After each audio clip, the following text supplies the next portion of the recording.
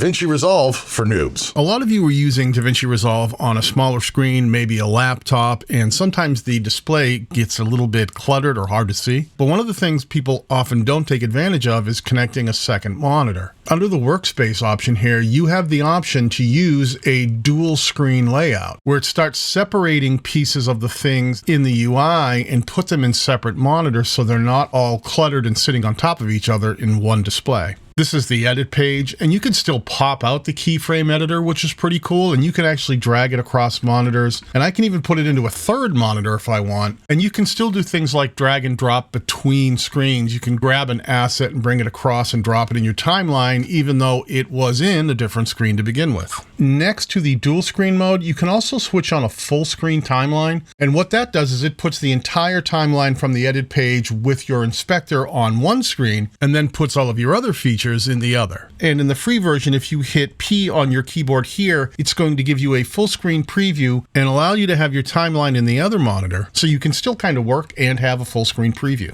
The Fusion page gets a little more interesting as well, because I really like having the keyframes and the spline separated and having them over on a different monitor so that I can really control some of the keyframing inside of the Fusion nodes. And the color page is very similar. It gives you a lot more space to get your scopes out of your way. You can get your media pool and your LUTs up on the left-hand side. There is one interesting thing here, though. You can't undock or separate the scopes when you're in dual screen mode. But if you start in single screen mode and you undock them from here and then switch over to the dual screen mode, your scopes do stay undocked, and you can even put them in a third monitor if you want to. But one of my favorite layouts is over on the Fairlight page. Having it in dual screen mode means I get my entire mixer over into one screen, and I can really treat it like a mixing console while having all my wave function in a separate monitor. I can also still undock my preview window. Fairlight is the only area where you can do that even in the free version, and you can resize that preview window by left clicking in the lower corner, holding, and just kind of stretching it out. And that can also be put into a third monitor if you wanted it to be there. If you happen to have the studio version, you know that you have a video clean feed option that allows you to send your preview window into a completely separate monitor on all the other pages. If you were in the free version, keep in mind that you can hit P on your keyboard at any point, and it'll put your preview window up in an entire monitor. Depending on which page you're on will determine which monitor it goes to, but you can still have some functionality and have a full screen display happening at the same time. Now, the deliver page does not have a dual screen option, so if you do switch over to the deliver page, you won't have two screens going. But the media page does have a dual screen option. The cut page does not, but I spend most of my time personally in the edit page, the Fusion page,